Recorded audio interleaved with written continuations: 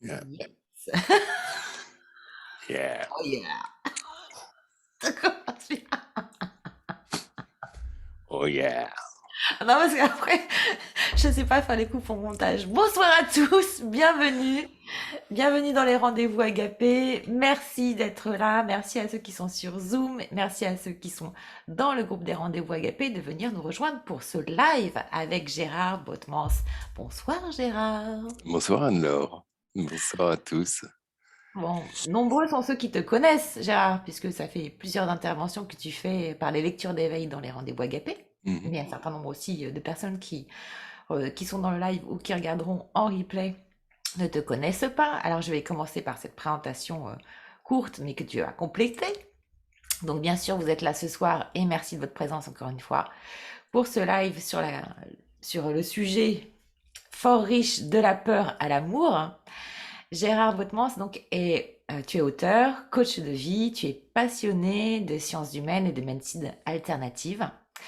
Ta mission est de partager, de transmettre ses connaissances pour aider à affronter avec plus de sérénité, d'équilibre et d'harmonie les difficultés du quotidien que l'on peut traverser dans ces périodes actuelles si mouvementées.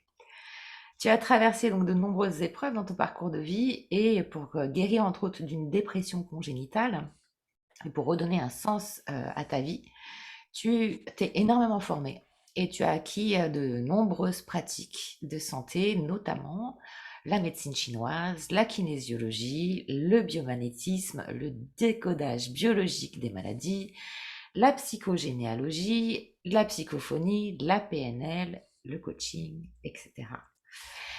Et tu es aussi auteur du livre qui est en passe de devenir un best-seller. Il ne peut en être autrement, je vous l'assure. Ce livre s'intitule Si j'avais su tout ça à 20 ans, aux éditions Beau Repère. C'est un livre qui vraiment devrait être mis, selon moi, au programme des lycées par l'éducation nationale et que je vous incite à lire autant que je vous invite à l'offrir aux gens que vous aimez. C'est un merveilleux cadeau qui a du sens et qui crée de la valeur pour les autres. Voilà, si j'avais su tout ça à 20 ans. Alors, le thème de ce soir, de la peur à l'amour. Au cours de ce webinaire, donc Gérard nous propose d'identifier les différentes peurs en nous appuyant sur les dernières recherches dans les neurosciences. Et puis, nous parlerons plus particulièrement de la peur du changement, une des plus paralysantes pour notre évolution dans tous les domaines de notre vie. Et puis, pour finir sur une note positive, il sera mis en contraste l'énergie de peur, parce que c'est une énergie, avec celle de l'amour, avec tous les prismes bien sûr et toutes les nuances émotionnelles que cela peut impliquer. Car finalement, en tout cas selon moi, de la peur à l'amour, il n'y a qu'un pas, aucun voile. Le problème, c'est la taille du pas, ou ce voile de lit qui est un peu dur à déchirer, on va dire, et qui pourtant, voilà, il peut être très long, très fastidieux à déchirer, et pour autant, il n'y a qu'un pas entre la peur et l'amour. Voilà, donc ça va, sans plus attendre, je te laisse la parole, Gérard, pour nous présenter ce merveilleux webinaire et bien sûr que vous enrichirez de vos questions. Voilà, Gérard est là aussi pour répondre à toutes vos questions. Très belle Bien soirée sûr. à tous. À toi, Gérard. Eh bien, merci Anne-Laure pour ton invitation. On parlait de la peur et de l'amour. Vaste sujet, effectivement. Et puis, merci à toutes et à tous d'avoir de consacrer un petit peu de temps pour me prêter attention. C'est gentil d'avoir voté pour moi. Ça, j'apprécie beaucoup. Alors, un petit peu, voilà, pour dire un peu le lien qu'on a que j'ai avec Anne-Laure. Anne-Laure, on s'est rencontrés en 2019 et on s'est tout de suite reconnu comme, voilà, dans la même famille d'âmes. Et j'ai suivi la méthode Agapé que je recommande vivement. Anne-Laure travaille avec son cœur et aujourd'hui, je continue à l'appeler ma fée. Donc, c'est tout dire. Bon, enfin, j'ai un petit souhait à formuler, c'est que ce webinaire soit le plus vivant, le plus interactif possible. Alors surtout, posez dans le chat toutes les questions qui vous viennent. Voilà. Alors comme j'aime comprendre les mécanismes de fonctionnement, j'espère vous apporter quelques éclairages sur vos interrogations à propos de la peur, pour commencer. Donc alors c'est en 3 petites parties. D'où vient la peur? Que fait la peur? Et pourquoi j'ai peur? En fait, La peur répond à deux codes archaïques, celui de la survie associé à la défense du territoire, d'où les multiples attachements, on va dire, affectifs et matériels, qui se résument dans la peur de perdre et celle de manquer. Donc, instant de survie après instant de survie, notre cerveau gère, contrôle, vérifie, confirme tout, absolument tout, et nous apporte la meilleure solution pour que notre vie soit la plus confortable, voire supportable par certains moments. Alors, la peur a toujours une fonction vitale, celle de nous mettre dans la réalité, c'est certes, et nous indiquer clairement que nous n'avons pas assez confiance en nous, en la vie, en nos ressources. À cause de nos peurs, on peut tout contrôler, on veut tout contrôler, tout planifier, prévoir, superviser, etc. Et on refuse de se laisser entraîner dans ce flot. Je vous invite à lire le Messie récalcitrant de Richard Bach, qui illustre parfaitement le propos. On refuse de se laisser entraîner dans le courant de la vie, et parce qu'on manque de foi. Un homme de peu de foi, c'est vraiment ça, quoi. Alors notre résistance à la vie, à son flot, génère du stress, des émotions négatives et de l'anxiété, vraiment de l'anxiété. Mais attention, car la peur de la chose crée la chose, crée notre réalité. Alors, c'est tout simple. Fais ce qui te fait peur, le succès t'appartient. Donc, c'est pas si simple que ça. Alors, dans un premier lieu, que fait la peur? La peur crée le stress. Confronté à une situation nouvelle ou dans une situation où on perçoit un danger, je sais pas, le saut à l'élastique, la prise de parole en public, un webinaire, des choses comme ça, notre cerveau se met en situation de stress. Il y a production de ces deux hormones, cortisol et l'adrénaline, qui activent notre amygdale, responsable de ce sentiment de peur. Donc chaque situation vécue crée une émotion plus ou moins forte. Notre cerveau, comme je disais tout à l'heure, évalue, compare dans sa bibliothèque une situation ou une situation, par rapport à une situation, une émotion qui est déjà connue dans la même tonalité, pour que celle-ci soit gérable et suffisamment confortable à vivre. Se demander toujours, face à une situation, face à une rencontre, quelle qu'elle soit, face aux trois grandes peurs, trois grandes émotions qui sont la tristesse, la peur et la colère. Quel cerveau j'utilise? Alors, si j'utilise le cerveau reptilien, je suis en réaction. Mais cependant, c'est très rapide. Et c'est l'instinct de survie qui rentre en ligne de compte. Donc, je réagis face à une voiture qui fonce sur moi, une bagarre sur une place de parking. Ça, c'est aussi le siège des pensées automatiques. Et puis, il y a le cerveau limbique, là où est stockée notre mémoire émotionnelle. Et enfin, le néocortex, localisé dans la zone frontale, au-dessus de nos yeux, lui gère notre intelligence consciente, les fonctions intellectuelles, les pensées, la créativité. Donc à ce moment-là, avec l'utilisation de ce cerveau, on va dire, je prends du recul, je suis dans le discernement, présent à moi-même, en conscience. Alors, une petite aparté sur la conscience. On ne pourrait pas vivre dans ce monde, dans le monde qui nous entoure, qu'en utilisant notre conscience. En effet, il faudrait tout réapprendre. Notre conscience effectue très peu de tâches. Et pour remédier à ce problème, il y a un deuxième élément, évidemment, qui rentre en jeu, c'est l'inconscient. L'inconscient qui nous fait, qui est, on va dire, le gardien de notre présent et automatise nos actes à 95%. Enfin, on connaît tous l'image de l'iceberg. Donc, attention, l'inconscient et l'ego, c'est comme le cholestérol. Il y a le bon et le mauvais. L'important, c'est de l'accepter, de lui parler comme un enfant. C'est ce qu'on fait en analyse transactionnelle. Il y a l'adulte qui parle à l'enfant et il faut parler à son ego, il faut parler à son inconscient. C'est pas que du mauvais. Ensuite, pourquoi j'ai peur? Parce qu'enfant, j'ai toujours eu peur d'être puni, parce que je suis pas à la hauteur, je suis pas assez ceci, je suis pas assez cela. Comment je peux avoir confiance en moi, exprimer, manifester ma nature, mes dons dans ces conditions? C'est le schéma classique. Peur, désobéissance, et l'arme dissuasive, pour pas dire l'arme fatale, la punition, le radar, la contravention, les impôts, et comme on a vécu ça depuis 2 ans. une petite permission signée, une petite autorisation pour sortir, aller chercher sa petite baguette de pain. Extraordinaire. Alors pour ça, enfin bon, ça c'est un petit peu à part, mais j'en profite pour vous conseiller le petit livre d'Étienne de la Boétie du XVIe siècle, Le discours sur la servitude volontaire. C'est terriblement édifiant, ça fait froid dans le dos, un peu comme 1984 de George Orwell.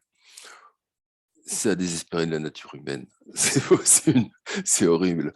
C'est horrible. Parce que, en fait, pour résumer en quelques mots, euh, l'homme a le choix entre deux choses. On lui donne le choix entre un bol de riz et sa liberté. Mais vous savez quoi? Il choisit le bol de riz. Et bah aujourd'hui, c'est pareil. Voilà, l'homme choisit la sécurité et perd sa liberté. Il la troque pour sa liberté. On parlait de punition, enfin, je parlais de punition. Pourquoi les hommes punissent, alors qu'ils soient religieux, qu'ils soient politiques, qu'ils soient enfin, même nos parents, hein? Parce qu'on a désobéi aux règles qu'ils ont érigées, pardon, pour maintenir leur pouvoir. Alors, par peur, ben, je rentre dans le moule, dans le système, et je dois obéir pour rester fidèle à ce que la société attend de moi, mais non envers mon moi profond. Sinon, je me sens coupable d'avoir désobéi. Maintenant, je vous propose de faire un petit exercice. Je vais vous lire une liste malheureusement non exhaustive de nos peurs. Je vais vous demander de fermer les yeux, s'il vous plaît, et écouter en conscience, et soyez dans votre ressenti. J'ai peur de ne pas être aimé et reconnu socialement, intellectuellement. J'ai peur de ne pas être à la hauteur, de perdre mon emploi, j'ai peur d'être volé, agressé. J'ai peur de manquer, de perdre ce que je possède. J'ai peur du bonheur, d'aimer ou ne plus être aimé. J'ai peur d'être abandonné, j'ai peur de moi-même, de vieillir, d'être malade, de mourir. J'ai peur de l'inconnu, du changement, du silence. J'ai peur d'avoir peur. J'ai peur de vivre. J'ai peur d'exister. La peur de perdre est essentiellement liée à notre besoin de sécurité et à nos deux peurs fondamentales, celle de mourir et celle de vivre. Voilà. J'espère que c'est... Bon, on est tous touchés, hein, plus ou moins. De toute façon, Oui, je crois que tu as balayé assez suffisamment large, Ouais, effectivement. ouais. Mais Ouais. c'est vraiment ça. Alors, on peut se défaire de certaines d'entre elles. Cependant, à un moment ou un autre, on a été confronté à l'une d'entre elles. Ça, c'est clair. Elle nous ramène à chaque fois aux 5 blessures, voilà. La Exactement. peur de l'abandon, la peur du Trahison, rejet, la peur de la rejet, trahison, la peur de la l'humiliation. non-reconnaissance de l'autre. Oui, oui, L'humiliation, c'est pas mal aussi. c'est pas mal aussi. Euh, Voilà. Alors j'ai choisi parmi ces peurs celle du changement. Pourquoi? Parce que pour moi, c'est, comme tu le disais tout à l'heure, c'est l'une des plus paralysantes pour notre évolution et dans tous les domaines de notre vie. Vraiment. Alors changer simplement la place de la corbeille à papier, bon, c'est pas très gênant, c'est pas très, mais vous verrez que plusieurs fois, votre cerveau fera mettre le papier à l'ancienne place, donc par terre. C'est une nouvelle information envoyée à votre cerveau, pardon, suivie d'une action. Elle sera nécessaire pour que vous puissiez marquer un panier. C'est le système de déprogrammation, reprogrammation. Alors, ça paraît effectivement facile de changer de place la corbeille à papier, mais il va quand même falloir changer l'automatisme entre 3 et une dizaine de fois. Mais changer de profession, changer de région, changer de mari, de femme, d'alimentation, c'est une autre affaire. Et pourquoi? Pourquoi? Parce que dès que nous quittons nos habitudes, nos schémas répétitifs, notre routine, notre zone de confort, nos zones de confort, quelles qu'elles soient, d'ordre affectif, professionnel, matériel ou physique, on perd pied, ben on se sent déstabilisé, vulnérable, et la peur du changement, de l'inconnu s'empare de nous. Ça nous fait vraiment flipper. On n'a plus de repères, il faut s'adapter à de nouveaux paramètres. C'est ce qu'on appelle créer une nouvelle voie neuronale grâce à une forte intention et aussi une forte motivation. suivi d'une action, toujours suivi d'une action. Et tout ça est rendu possible grâce à la neuroplasticité du cerveau. Donc, on démarre sur un petit sentier, c'est un peu enfriché, etc. Et puis, on passe et on repasse et on repasse jusqu'à arriver à l'autoroute de Los Angeles. Voilà, c'est tout simple. C'est tout simple. Mais une situation, une rencontre, une parole, un geste, un parfum, enfin une chanson crée une émotion la plupart du temps reliée à une autre de même nature, la même tonalité qui est stockée dans notre cerveau limbique, qui gère cette émotion ainsi que notre comportement et notre mémoire. Cette émotion réactive un état de déplaisir et de plaisir, ou de plaisir. Si l'émotion est liée à un fort déplaisir ou une souffrance, évidemment, elle provoque un impact à la fois physique, somatisation et psychique.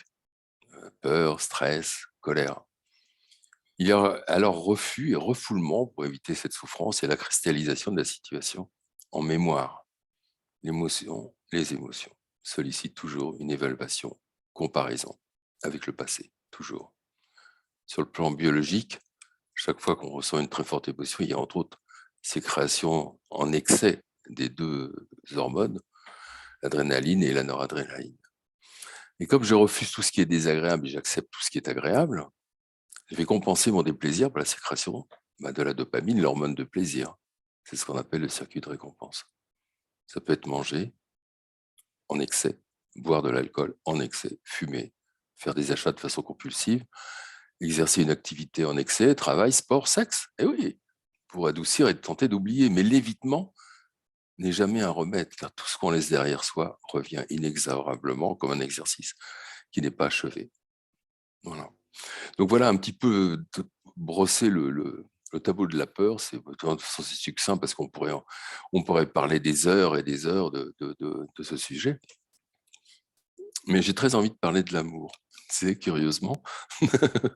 Bah oui, oui, oui, parce C'est- que la peur mène à l'amour, effectivement. Est-ce que pour toi, la peur du changement, justement, elle englobe toutes les autres peurs, Pour moi, quelque part? c'est oui, quand on parle de paralysie, c'est vraiment ça. C'est-à-dire que, enfin, pour moi, c'est l'action, c'est la vie. Donc, quand je dis fais ce qui te fait peur et le succès t'appartient, il faut se jeter à l'eau. Ouais. Mais vraiment, enfin, par expérience, c'est ce que j'ai fait. J'ai tout quitté. J'ai divorcé, j'ai quitté de région, j'ai oublié mes amis, enfin, provisoirement, évidemment. Et ça a été une épreuve, enfin, vraiment un exercice de vie absolument fou. Cependant, jamais je regretterai. Mm. J'avais une vie confortable, j'avais une vie vraiment, ça roulait tout seul. Voilà, c'était une espèce de routine. Et un jour, je me suis dit, mais non, Gérard, c'est pas toi, ça. J'étais commercial à l'époque. C'est pas toi. Alors, évidemment, tout le monde me disait, comme dans le Messie récalcitrant, mais non, mais Gérard, t'es fou, dans tes enfants, ils ont 13 et 15 ans. Qu'est-ce que tu fais? Ils vont faire des études. Certes, oui, ils en ont fait, oui. Mais qu'est-ce que tu fais? C'est de la folie. Et ben, moi, j'ai sauté. Bon, c'est sûr qu'il n'y avait pas de filet, hein. Donc, j'ai atteint le pic de la dépression, mais je veux dire, si j'avais pas fait ça, je veux dire, le plus grand risque de la vie, c'est de pas en prendre. Il faut tout le temps, enfin, moi je dis souvent que je suis un peu yes man, c'est-à-dire que je prends tout ce qui vient. Enfin, je veux dire, c'est comme, c'est pour que notre vie soit riche, on est là pour faire des expériences. Donc, apprendre, enfin, plein de choses, entre autres, apprendre à aimer, mais on est là pour vraiment pour avoir le plus d'expériences possible.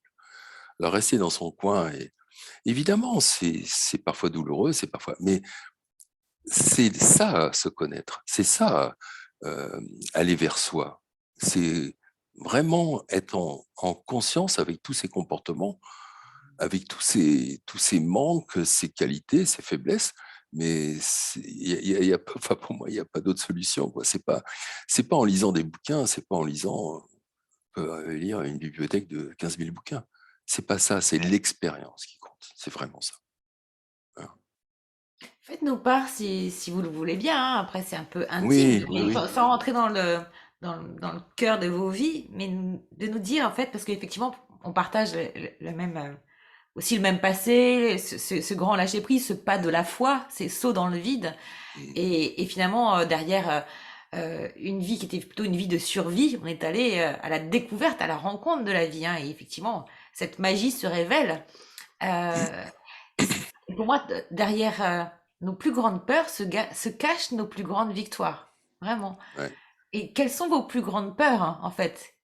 Qu'est-ce que vos âmes ou qu'est-ce que vous avez choisi d'expérimenter dans la vie? Et derrière ces peurs se cache votre trésor. Alors, est-ce que c'est effectivement la peur d'un changement professionnel? Est-ce que c'est voilà, quelles sont vos plus grandes peurs? La peur, moi, c'était aussi d'être devant derrière une caméra, ou c'était la peur du changement, ou la peur du manque aussi? Quelles sont les peurs qui vous challengent dans votre corps aujourd'hui? Et pour lesquelles vous avez déjà commencé effectivement à œuvrer, vous avez déjà, vous êtes prêt, ou vous êtes juste en fait en haut de la montagne et vous dites, et voilà, est-ce que je fais ce pas aujourd'hui ou est-ce que j'attends après-demain?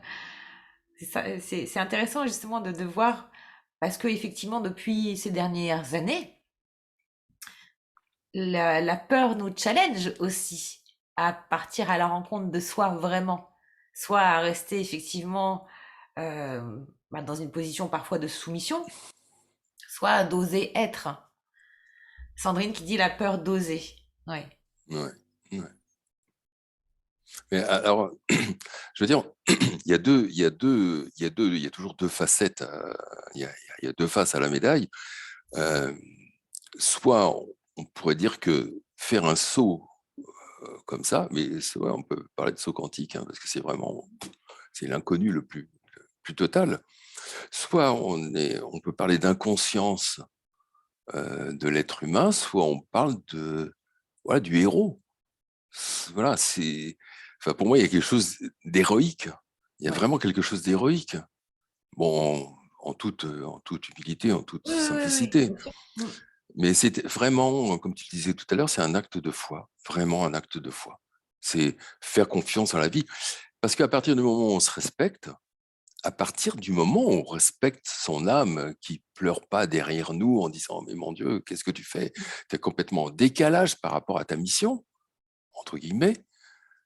Mais je veux dire, c'est à partir du moment où on se respecte, il n'y a pas de problème. Et ça, je veux vraiment en témoigner, il n'y a pas de problème. L'univers vous donne tout, absolument tout.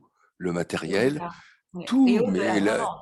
mais au-delà de Toutes les ce qu'on peut imaginer. circonstances. Ouais, ouais, c'est ça qui est magique en fait. Eh oui, c'est C'est ça la l'univers, magie de quand la on vie. dit l'univers conspire à en notre faveur, ou bien la loi de l'attraction, c'est Ouais, vraiment ça. La loi de l'attraction, tu peux dire 15 fois une incantation et que t'es chez toi, etc. Si tu sors pas effectivement de ta zone de confort, bon, en fin de compte, la loi de l'attraction, personne va venir frapper à ta porte pour t'amener ce que tu exactement. rêves profondément. Il faut vraiment Mm.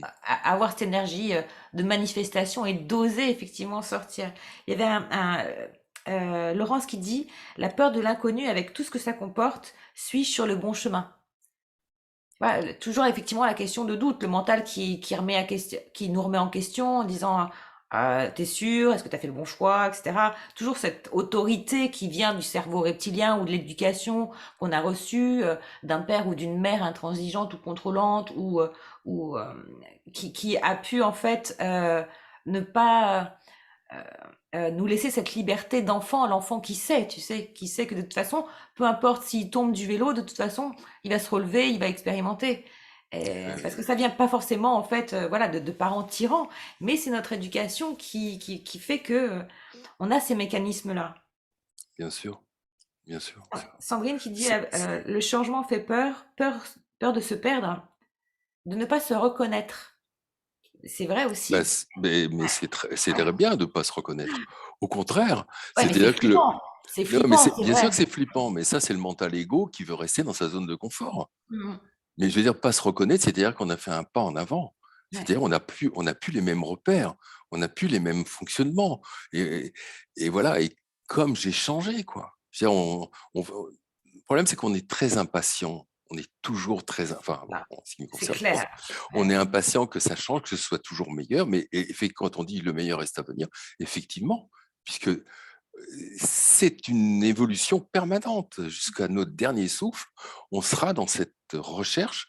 On sait que tout se passe à l'intérieur et non pas à l'extérieur de nous-mêmes, mais ce sera toujours, ouais, jusqu'au dernier souffle, on va se faire ce travail de connaissance de soi Mmh. pour être, parce que pour moi, la liberté, c'est ça, c'est pas aller où on veut ou faire ce qu'on veut, ça n'a rien à voir. La liberté, c'est s'être débarrassé du maximum comment dire, de nos barrières, un maximum de nos handicaps, un maximum de notre façon de fonctionner, dirigée par notre inconscient, dirigée par notre ego, dirigée par notre mental.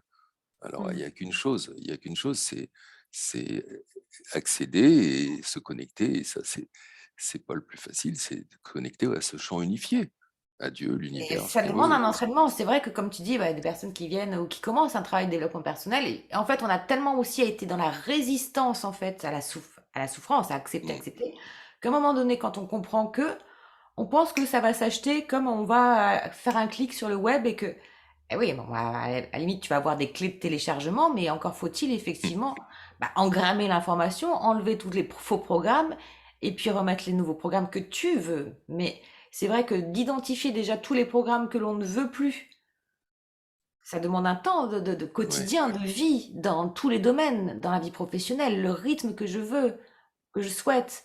Être à sa place tout le temps, c'est aussi placer le non, s'autoriser à dire non à ce qu'on ne veut plus.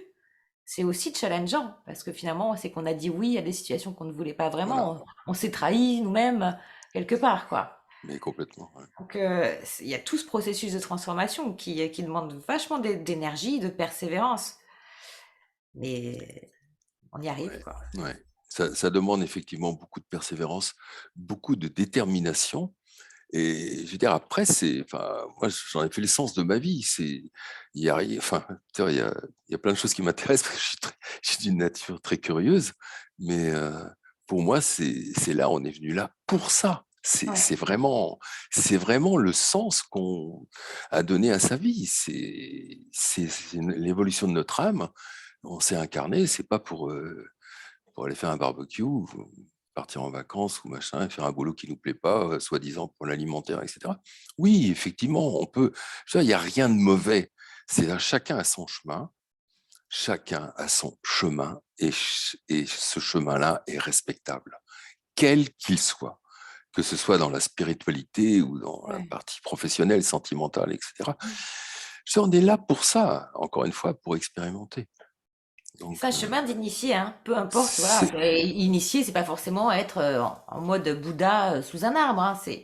non, ben pour moi c'est C'est tout retrouver en fait l'inverse. notre dimension spirituelle et en fait appliquer des lois universelles que l'homme n'a pas suivies finalement parce qu'au-delà de nos familles ou de notre héritage culturel, etc., il y a aussi tout un passif historique, culturel, religieux, dont on n'a pas conscience que l'on porte. Sandrine, elle dit seule, ce n'est pas simple de trouver les bons outils, mais heureusement, fort heureusement, là par exemple, on est réunis, c'est qu'on est tous sur un chemin effectivement de développement personnel.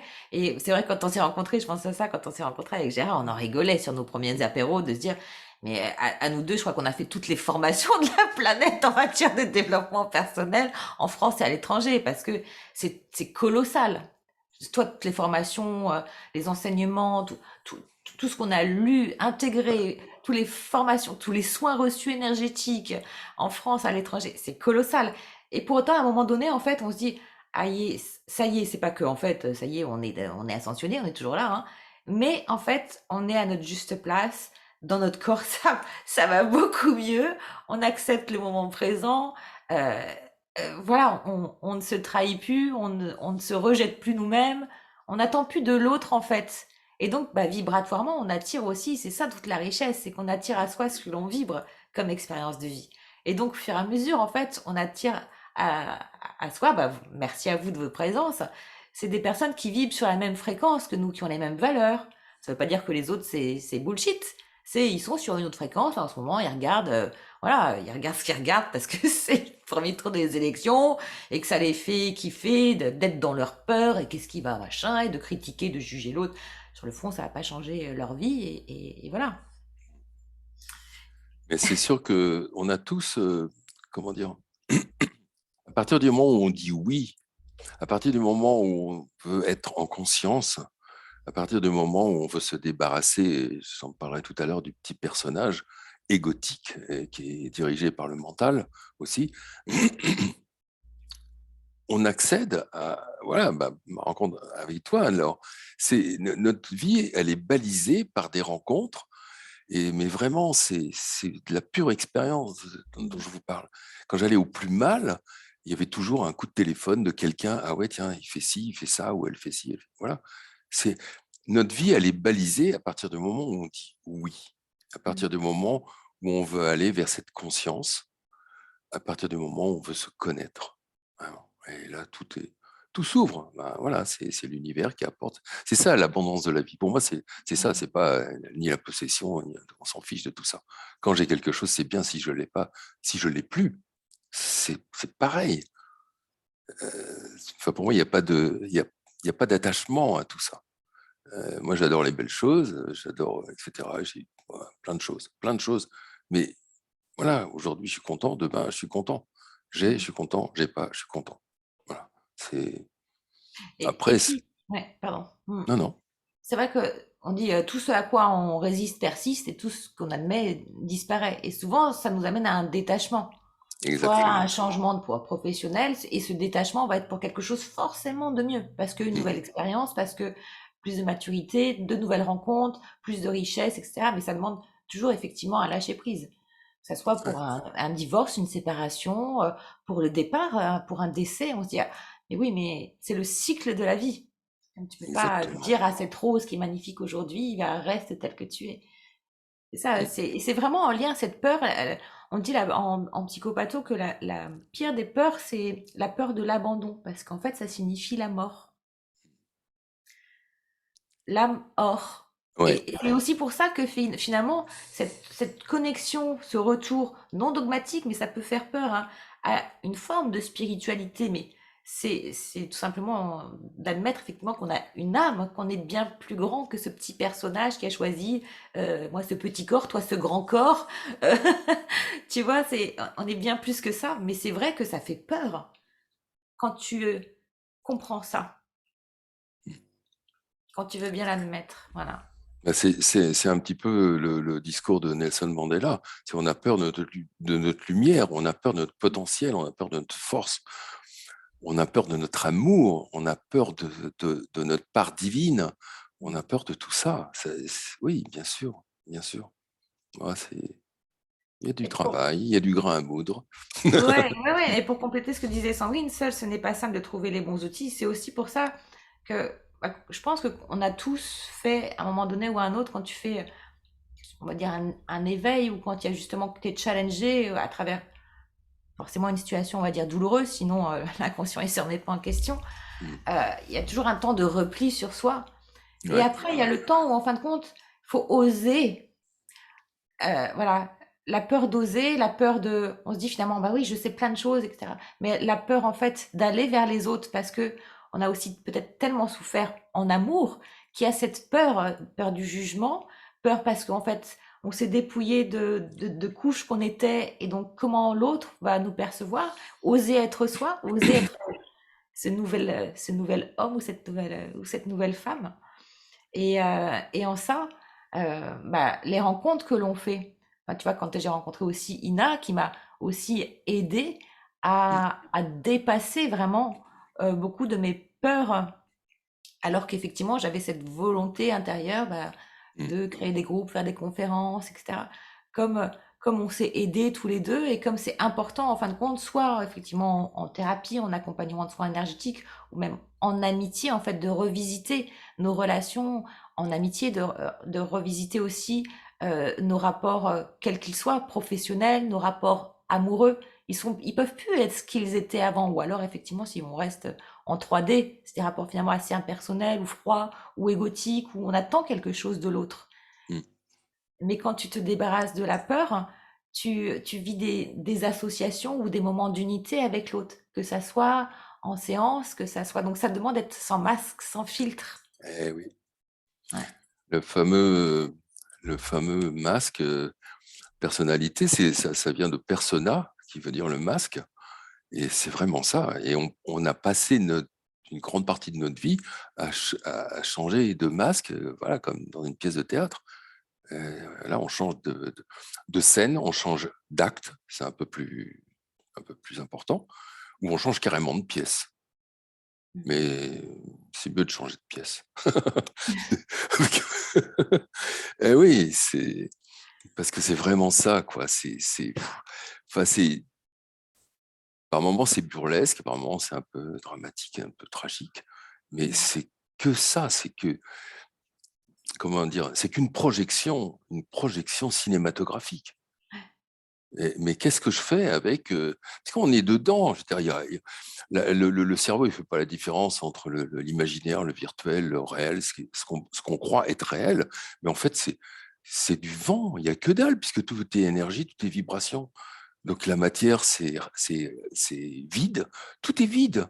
Donc, c'est juste, ouais, par un moment, je me disais, mais c'est quoi l'idée? Tu vois. Oui, Je me disais, mais c'est quoi l'idée? C'est quoi ça veut dire quoi ça? Alors, bon, voilà, l'idée, c'est d'apprendre à se séparer une grande partie de de ce petit personnage qui là s'excite là avec ses peurs, ses angoisses, son raisonnement, ses jugements, etc. C'est pas facile, franchement, c'est pas facile, vraiment, parce qu'on est pris au piège. Et l'idée, enfin, pour moi, c'est vraiment être en conscience tout le temps. Et voilà, moi, ça m'arrive souvent de ouais, râler, c'est un euphémisme, en voiture, parce que ici, enfin, dans la région, ils sont à 2 de tension, ils roulent à 3 à l'heure, etc. Ils savent pas où ils vont. D'ailleurs, ils conduisent leur vie un peu, voilà, de la façon dont ils conduisent leur voiture. Donc, c'est bon, c'est pas gentil. Oh, le vilain. Mais bon, mais c'est comme ça. je peux te parler, je peux te poser, transmettre des questions? Bien sûr. Alors, Noël qui dit, la peur de l'abandon et de la mort, c'est tellement ma terreur, tout le temps, ça résonne très fort en moi. Voilà, tu vois, Mm, peur d'abandon et de la mort. mm. Euh, et souvent, en fait, les peurs aussi, elles sont héritées de nos parents. C'est-à-dire que la peur de Ouais. l'abandon, par exemple, en général, c'est que, enfin, il y a une très forte chance que les deux parents aient cette peur d'abandon. Et donc, en fait, c'est génial comme valise, c'est parfait, hein. Ouais, Il se peut que, hein, mais après, l'abandon, c'est pas forcément qu'ils ont été abandonnés par leurs parents à la naissance. C'est la mémoire, ça a été pris émotionnellement par l'enfant entre mm, 0 et 7 8 ans mm. comme un abandon. Ça peut être parce que au moment de la naissance, l'enfant a été mis en couveuse pendant quelques jours. Voilà. Et donc il a été retiré du ventre de sa mère. Ça peut être parce que le père était absent parce que il était sur les routes les 3 quarts du temps et donc il n'était pas là au moment de la naissance. Ça peut être, et donc c'est considéré en fait Ouais. comme cette Ah oui, mais là abandon. là, tu parles de moi parce que je suis resté 3 mois en couveuse et mon père était pas là. Ah bah Voilà, il voilà. travaille. C'est Tu vois, j'ai c'est pas pas vu mal. exprès. Bravo. Bon, bah écoute, on valide que c'était, voilà. Ouais, c'est C'est un exactement ça. terreau, un terreau fertile pour travailler sur le sujet dès le Voilà, départ, on va dire. voilà. Ouais, ouais. Mais après, moi, je me dis, bon, tu as parlé de ma dépression, mais pour moi, je bénis cette dépression parce que c'est pas ce qu'on fait qui est important, c'est ce qu'on devient en le faisant. Donc, soit on reste victime, on se dit, ouais, c'est la faute de mes parents, c'est ça, machin, ouais, ma grand-mère, etc. Et soit on reste avec ça et puis on pleure toute sa vie. Voilà, on dit, bah ouais, c'est une fatalité, de toute façon, voilà, ce sera comme eux, voilà. Soit on s'en sert comme d'un tremplin. Et pour moi, c'est vraiment du trampoline. Vraiment, ça nous aide. C'est comme ça qu'on avance. C'est avec ces exercices de vie. C'est pas, moi, j'aime pas le mot épreuve, mais c'est vraiment des exercices de vie. Et c'est un lieu commun comment dire, de qualifier la vie de scolarité, parce que tout le monde a repris cette idée-là. Mais il n'en reste pas moins que c'est exactement ça. Et tant qu'on n'a pas réussi l'exercice, il nous revient devant le nez. Voilà, t'as eu 3, vas-y, tu vas revivre la même situation, tu vas avoir la même rencontre, voilà, avec l'homme alcoolique, la femme perverse, machin, etc. Et oui, mais c'est comme ça que ça fonctionne. Et on va attirer jusqu'à temps qu'on ait 20 sur 20. Voilà, alors des Oui, fois, et puis c'est vrai qu'en général, l'expérience est de plus en plus douloureuse. Et je te relève une réflexion voilà, pertinente de Laurence qui dit, mais pourquoi le changement doit se faire dans la douleur? mais pourquoi dans la douleur, mais enfin bon, voilà, moi je dis souvent, c'est au pied du mur qu'on voit le mur, Ouais. donc on va pas dire que c'est pas douloureux, voilà, mais c'est pas, comment dire, c'est pas la chose, c'est le ressenti de la chose. C'est pour ça que on peut avoir une situation, il y aura 1000 personnes qui réagiront de cette façon-là et 1000 autres d'une autre façon. Donc c'est le ressenti, c'est vraiment le ressenti. Et le ressenti, il est lié à notre histoire, il est lié à nos conditionnements, il est lié effectivement à notre éducation, à nos croyances, etc., etc. Pour moi, c'est pas le changement qui se fait dans la douleur. C'est avant, la douleur est tellement forte, mais Mm. dès l'instant où, comme tu dis, on fait ce pas de la foi, ça n'est plus dans la douleur, c'est dans le soulagement. Mm. La douleur, elle va jusqu'au point de rupture où tu te choisis vraiment dans tout. Ouais, Bon, voilà. ouais, Et après, je dirais, c'est l'évacuation des déchets de la douleur. Mais la mm, douleur, elle était avant, quand tu étais dans l'état d'enfermement et que tu disais ouais, rien, que tu acceptais de te lever à 6 heures pour être dans un job qui te correspondait pas, que tu acceptais de recevoir de ton mari, tu vois, des réflexions ou un manque, où tu avais un manque d'intérêt, etc. Ou bien que tes enfants se comportaient mal, ou que familialement t'étais spolié, etc. C'est là où était la douleur. Mais en fait, ouais. on était comme ça, quoi. Hein, Mm. comme ça, comme ça. Euh, C'est ça, c'est mais dès exactement ça. l'instant où on se dit non, non, j'arrête de me trahir, c'est bon, j'ai le temps de vie, le chrono il tourne là, c'est plus dans la douleur. C'est juste qu'en fait, on est accroché à la douleur comme un mollusque à son rocher. Mm. Et parce qu'on se dit, si je lâche le rocher, je meurs. Bah non, tu te fais porter par le courant de la mer. Tu traverses le flot. Bon, parfois ça secoue un peu. Ouais, parfois c'est un peu agité, mais bon. Oui, c'est un peu. Mais j'adore cette image de notre vie, c'est voilà, c'est la surface de la mer. Et notre âme, c'est les fonds, le fond de l'océan, dans la paix, le calme. Bon, notre âme, elle prend tout le psychisme. Mais je veux dire, c'est ça, entre la conscience, le discernement, euh, la paix intérieure, et puis les vies qu'on mène, quoi, à 300 à l'heure. Ça Mm. pour moi, ça n'a plus de sens. Ça n'a vraiment plus de sens. C'est trop, ouais, je sais pas, moi, je suis mieux en apnée dans la mer. Voilà, c'est mieux. Et c'est vrai, ça demande aussi de s'autoriser parce que finalement, on a le droit aussi à kiffer notre vie tout le temps. Je trouve à travers ces libérations de peur, comme je pense à toi, Laurence, eh ben, de kiffer et d'avoir l'abondance par toute la bienveillance et tout ce que tu fais pour les femmes que tu accompagnes dans les sorties avec Lolo. Tu vois, c'est pourquoi ne pas avoir ce juste retour de sécurité matérielle alors qu'elle œuvre tellement. Tu vois, c'est aussi de s'autoriser. C'est pas pour ça qu'il faut avoir un job à côté, d'équilibrer le tout en fait. Le L'équilibre. temps, ouais, c'est l'équilibre, c'est trouver la justesse, mais on est tellement habitué à être dans le il faut, je dois ou les conventions, etc., qu'on se dit, mais finalement, est-ce que j'y ai le droit? Mais oui, j'ai le droit. J'ai le droit, je suis légitime dans mes valeurs, dans ce que je donne. Mais c'est vrai que c'est un sacré, c'est de chaque sacré changement. Et puis Mm, en général, ça impacte tous les domaines de vie, la peur. mm. Donc c'est vraiment, ouais, enfin je me répète, mais c'est se respecter, Mm. vraiment se respecter. Et pour savoir, il faut rentrer à l'intérieur. Il faut écouter notre petite voix, il faut écouter voilà, notre fort intérieur, FORT. Et pour moi, c'est énorme. J'ai juste un petit truc comme ça, pour se connecter, c'est tout simple. Il suffit de fermer les yeux et de dire son prénom. Et là, pour moi, c'est immédiat. Hein. Je ferme les yeux, je dis mon prénom une fois, deux fois, trois fois. Et là, ça change tout. Mais sans blague, faites-le. Hein. Je vous assure, c'est un bon truc. Hein. C'est un bon truc.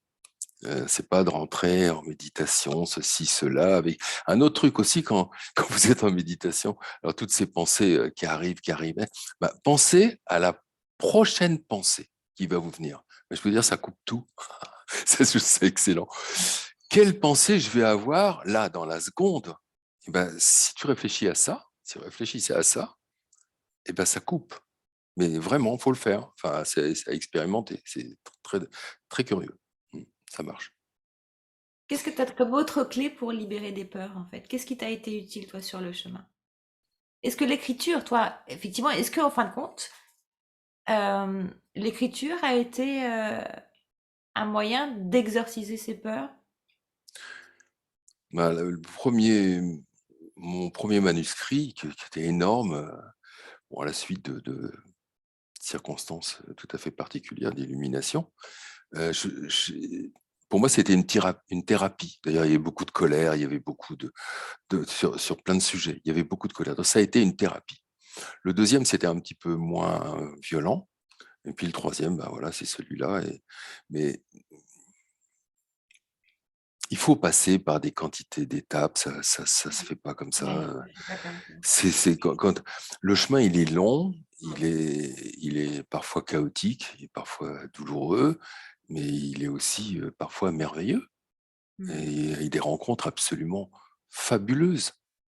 C'est ça, je pense que c'est important aussi de vivre parce que, de vivre ces transformations et de dépasser ses peurs avec l'autre et la créativité, la spontanéité, la joie, tout ça c'est en lien avec l'enfant intérieur justement. Mm. À s'autoriser finalement à faire vivre ou revivre ce petit garçon ou cette petite fille qui se prend pas la tête au quotidien et qui a envie de rire, de jouer, de Ouais, s'amuser, de kiffer. ouais, pardon, je t'ai coupé, non. Non, non, non, vas-y. Je vous aurais bien montré une petite photo. C'est une photo de moi à 7 ans, 7, 8 ans, peut-être moins. Et quand je vois le regard de ce petit garçon, qui est absolument illuminé, mais et ben voilà. Donc ça m'arrive de lui parler et de lui dire, ben voilà, c'est pas très grave tout ça.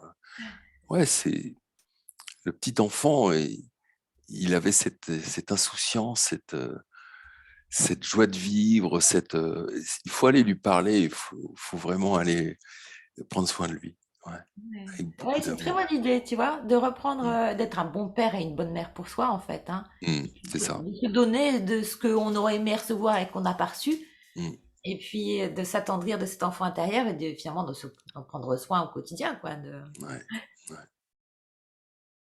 Laurence qui dit ce soir est une rencontre fabuleuse. L'écriture est salvatrice. Merci, Laurence. ouais. Sandrine qui dit faut-il encore s'en sentir capable? Ah ben, la réponse, elle est toute simple, hein. C'est Laurence? Non, c'est pas Laurence. Non, non, non, non, c'est Sandrine. Sandrine. Eh ben, Sandrine, tu prends une feuille de papier et tu t'y mets après le webinaire. Voilà. C'est être capable. Mais on est tous capables de tout. Ouais. Sauf que, ah ouais, mais moi, je sais pas peindre. Ah, mais moi, je sais pas. Ouais, mais moi, non. Mais non. On sait tout faire. On sait tout faire. Avec plus ou moins de succès, mais bon, on n'en demande pas non plus des choses, voilà. Mais c'est personnel, Sandrine. Tu vas vraiment, tu vas sortir des choses de toi. Mais c'est vraiment ça. C'est parfaitement salvateur. Parfaitement, ouais. C'est quoi? La patate, je sais pas. Mais c'est quoi? Non, mais moi, j'aurais plutôt dit la banane, mais bon, patate chaude. Excellent. Noël qui dit c'est vrai que c'est l'artistique qui me fait le plus de bien, qui me recentre. Et oui, c'est tout ce qui va faire kiffer l'enfant intérieur, mettre de la musique, danser, s'acheter des petites lumières. Après, bon, les hommes, les femmes, c'est différent, hein.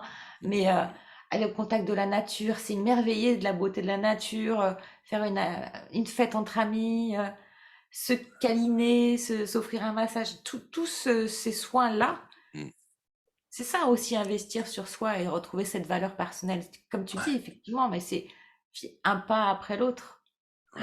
Et tout ça, ça participe Merci pour à. tous vos commentaires. Sandrine qui dit, je commence à dessiner des mandalas. Voilà. Ah bah voilà, Ouais. parfait, parfait. Laurence qui dit, faut juste oser, montrer, publier ce qu'on écrit. Ouais. Et puis, si on n'ose pas soi-même, c'est sûr que c'est là où effectivement l'autre puisqu'on change vibratoirement et donc l'autre, en fait, nous voit. Peut-être qu'il a peut-être un temps d'avance, entre guillemets, parce qu'il a fait, il est thérapeute lui-même ou pas, ou il a juste fait Mm. ce cheminement un peu avant et que, en fait, il vous voit dans toute votre beauté, vos potentiels, etc. et qu'il croit en vous parce qu'il sait. Il Mm. sait ce que vous savez profondément, mais que vous n'osez pas encore manifester. Mais qui est là, quoi, qui est comme un feu dans le plexus, quoi. C'est un volcan qui demande Ouais. voilà, qu'à se manifester. Et Sandrine qui dit dans le Zoom, peur d'oser, l'univers me challenge par rapport à la négociation. Ouais. Mm. Et négocier dans quel... Bah, peut-être que c'est négocier. Alors, je sais pas si c'est avec l'univers, mais j'interprète plus voilà, par rapport. Bah, peut-être qu'elle peut préciser, Sandrine. Peut-être sans... dans un rapport relationnel. Mm. Tout ça pour cheminer vers l'amour. Parce Ah, qu'on mais tout à disait, fait. il y a juste un petit pas à franchir entre les deux. Ouais, c'est ça. Bah, on dit que partout où l'amour n'est pas, bon, la peur s'installe. Et c'est vrai, hein. Ah Et oui. il est communément admis de dire que le contraire de l'amour, c'est la peur. Mais non, pour moi, hein, le Mm. contraire de l'amour, c'est le non-amour. Ouais. Parce que, voilà, mais avant toute chose, l'amour de soi, c'est une nécessité avant de le partager avec les autres. Et le fameux aime ton prochain comme toi-même, c'est euh, la charité bien ordonnée commence par soi-même. Et d'une façon plus pragmatique, quand on est dans un avion et qu'il y a une dépressurisation, il y a les masques à oxygène qui tombent. Et qu'est-ce qu'on fait? On prend le masque et après on le donne à son enfant ou à son voisin. Ouais. C'est pas, je veux dire, on n'a pas à sauver. Moi, je connaissais bien ça il n'y a pas très longtemps d'ailleurs. Vouloir sauver les gens, non, c'est vouloir les sauver, c'est les aider, oui, mais vouloir les sauver, c'est leur voler leur responsabilité. Donc là, on est à la limite de l'intrusion, enfin l'immission plutôt. Donc bon. Et c'est vrai que l'amour n'a jamais fait de mal, c'est la relation. C'est la relation qui est empreinte de l'ego, du mental et de la peur en fait qui sabote tout. Mais l'amour est fluide, c'est léger, c'est joyeux, voilà. Et il dilate le cœur, en l'amour. Et le nom d'amour rend malheureux, fait souffrir et dilate l'ego. Ouais, c'est vraiment ça. Alors, mais on parlait de conditions parentales, enfin, on va dire, tout à l'heure, mais quelle expérience on a de l'amour? Parce que dès notre naissance, on a un désir infini d'aimer et d'être aimé. Et c'est lié à notre sentiment de séparation, de manque, justement d'abandon, qui est dû à notre passage du monde de l'invisible, voilà, à celui de notre incarnation, et amplifié aussi par la séparation du ventre de notre mère. Donc, même si on est toujours relié par ce fil d'Ariane à la source, on a l'illusion d'être seul et abandonné. Alors, on perd la confiance en nous, en la vie. Et pour moi, c'est la blessure primordiale. Voilà. Parce qu'au début de sa vie, l'enfant, il est, on va dire, totalement dépendant en termes de survie et d'affection. Il est vraiment dans la dépendance, hein. Il n'a pas d'autre choix que de s'adapter à ce que ses parents vont lui proposer. Et je veux dire, pour attirer leur approbation et leur amour, l'enfant va apprendre, puis reproduire les comportements de ses parents. Pourquoi? Ben Ouais. pour être reconnu, pour être aimé. Mais l'enfant s'adapte en adoptant les traits de personnalité de ses parents pour leur plaire. Il doit donc les imiter pour avoir grâce à leurs yeux. Mm. Et plus tard, mais toujours conduit par ce besoin immense d'amour et de reconnaissance, l'enfant est face à un choix. Soit il reste dans l'adoption des traits de ses parents, ce qui est le plus confortable, enfin provisoirement pour lui, hein. Il accepte dès son plus jeune âge d'entrer dans un moule, c'est le mode de vie, les opinions, etc. Soit il rentre dès la construction de son ego en réaction, dans la rébellion. Et c'est le conflit des générations, la révolte de l'adolescent contre ses parents, en fait, qui lui propose des choix, des modèles, des directions plus ou moins imposées, mais auxquelles il n'adhère pas. En fait, il résiste et il refuse. Mais de toute façon, dans les deux cas, l'enfant n'est pas lui-même. Il ressent toujours une grande frustration qui enfin, qui sont à l'origine de comportements, enfin, veut dire, des comportements compulsifs, destructeurs, par rapport à ce moi qui se cherche. L'enfant, il a besoin d'être aimé et reconnu de ses parents pour ce qu'il est lui, et non pas pour ce que ses parents voudraient qu'il soit. Dans notre enfance, on a misé sur l'amour que l'on croyait inconditionnel. Et là, c'est la grosse déception, la grosse désillusion. Et c'est pour ça qu'il subsiste toujours en nous, en tant qu'adultes, moi j'appelle ça le tonneau des Danaïdes à remplir, quoi. C'est un vide abyssal d'amour. Alors, on se juge indigne d'être aimé pour ce qu'on est, et on vit la plupart du temps dans la culpabilité de ne pas avoir été comme il faut, entre guillemets. Donc plus tard, on crée une image de perfection pour plaire aux autres. Moi, je suis ceci, moi, je suis cela. Et on voit souvent ça dans les images bien lisses des gens qui pratiquent certaines spiritualités. Mais non, je peux être un sale con. Je peux être... Et oui, non, mais je veux dire, il faut arrêter Ouais. de montrer cette belle image. On n'est pas parfait, quoi. Mais pour plaire à ses parents, son prof, son patron, son mari, sa femme, ben voilà, mais c'est une illusion de penser qu'on est parfait. Et puis c'est un énorme mensonge, mais le mensonge qu'on finit par croire. Et on apprend à se rejeter, donc à ne pas se respecter, à se nier. Et à partir du moment où on se nie, où on est dans le mensonge personnel, comment on peut s'aimer? C'est pas possible. Donc l'intérêt qu'on porte à l'enfant, enfin à nos enfants, certainement des enfants, c'est primordial parce qu'il est constamment dans cette recherche d'amour, constamment. Une mère absente, père absent, irresponsabilité, inconscience, carence, laxisme, et voilà les parfaites conditions, le parfait cocktail qui mène à la souffrance. Et c'est tellement plus facile de dire oui à son enfant que de dire non. Mais c'est notre responsabilité. C'est l'enfant, il a besoin d'un cadre, il a besoin d'une autorité protectrice et bienveillante, évidemment pas abusive. Il a besoin d'un cadre, d'un certain balisage. Il y a des jeunes qui payent évidemment très cher son absence, la délinquance, la drogue, l'alcool, l'avenir difficile, etc. Pour ça, donner de son temps à son enfant, l'écouter, s'intéresser à ce qu'il dit, l'intéresser à ce qu'il fait, c'est capital. Enfin, il y a tellement de parents qui disent bah, tiens, la tablette, le machin, le truc, qui se débarrassent de leur enfant pour avoir la paix, simplement la paix. Et pourtant, ce que veulent les enfants, c'est comme les adultes, c'est qu'on s'intéresse à eux. Et ils ont envie, voilà, c'est comme dans le film Avatar, c'est je te vois, et quand je te vois, je suis avec toi, je suis pleinement avec toi en communion. Et ça, c'est je t'écoute. Ça, c'est déjà aimer. C'est ça, aimer, déjà. Vraiment. L'écoute de l'autre, c'est essentiel. Regardez tous les gens qui vont voir un médecin, ils n'ont rien, ils sont peut-être un petit peu hypochondriaques et tout, mais simplement que le médecin les a écoutés un quart d'heure, et ça suffit, les gens, ils repartent complètement gonflés. Parce que chez eux, il n'y a pas d'écoute. Chacun est dans son coin, chacun va qu'à ses occupations. Voilà, Ah, il y en c'est a. terrible, le nombre de foyers. Mais c'est terrible, il n'y a aucune communication. Et or, pour moi, la réussite d'un couple, c'est le dialogue et l'espace de liberté, évidemment, qui est obligatoirement, comment dire, conduit par la confiance. Parce que bon, sans la confiance, il n'y a aucune relation, je dis bien aucune relation possible, que ce soit sur un plan sentimental, professionnel, amical. Il n'y a rien. S'il n'y a pas la confiance, il n'y a rien. C'est mort. Enfin, vraiment.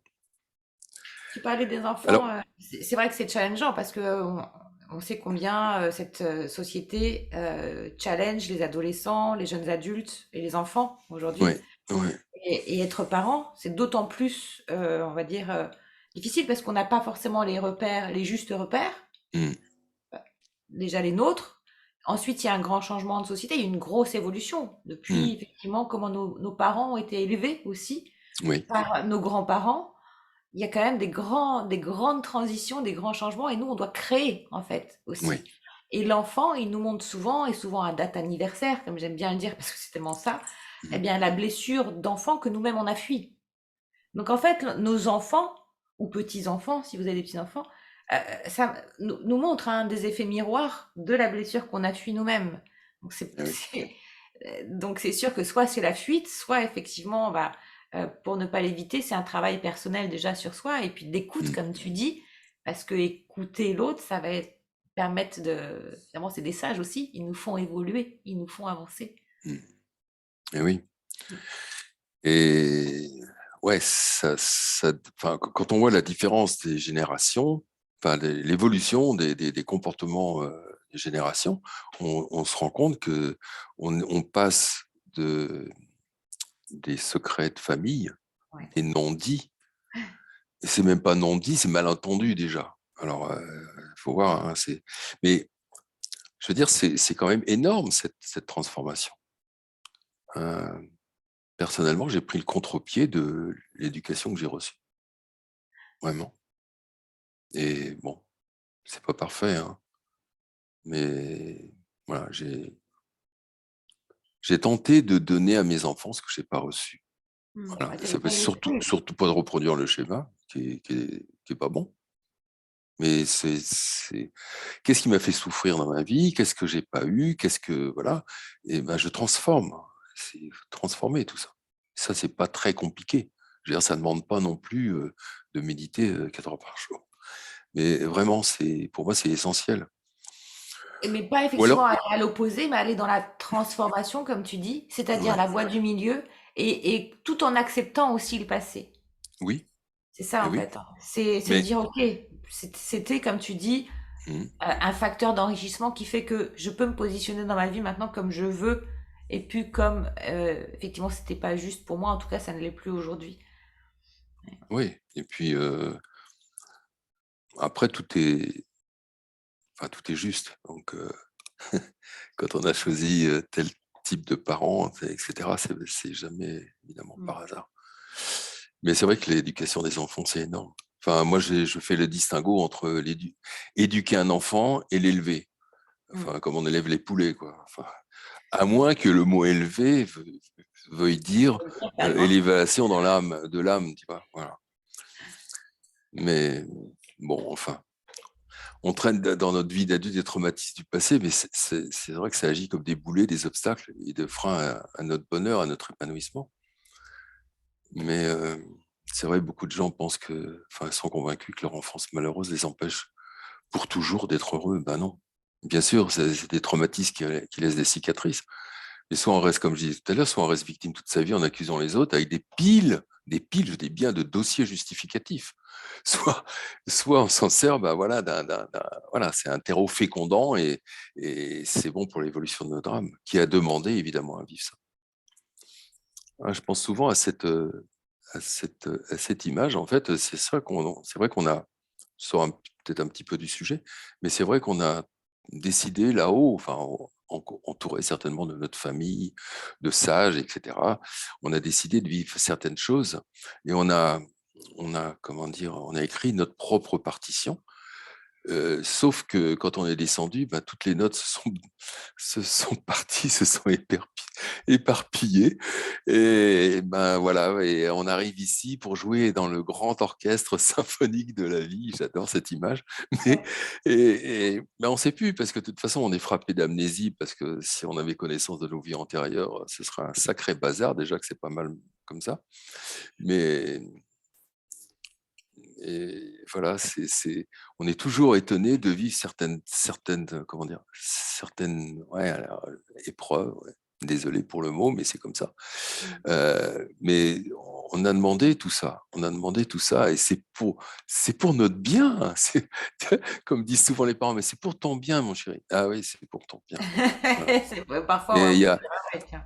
il y a pas de fatalité, il n'y a pas de fatalité voilà, comme beaucoup de gens le prétendent. Quoi. Ça n'existe pas, la fatalité, ni le hasard, ni rien de tout ça. Et maintenant, je vais vous parler un petit peu de la relation sentimentale, l'amour dans la relation sentimentale.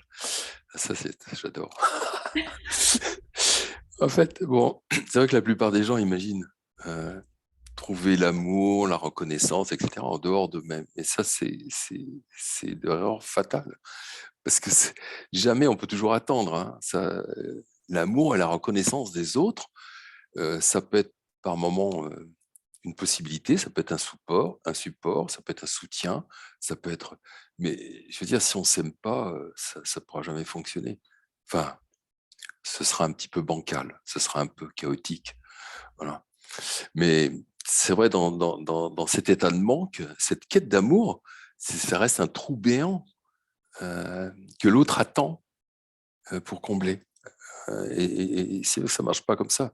Le bonheur, il peut venir que de notre intérieur. Et il est frais, il est le fruit, pardon, il est le fruit de notre amour, de l'amour qu'on a envers nous-mêmes.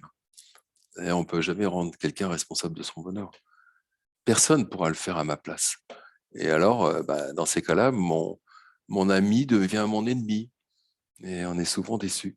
Voilà, on est déçu par l'autre. Ça fonctionne pas. On a à apprendre l'autonomie, justement pour couper les liens et la dépendance, et être libre.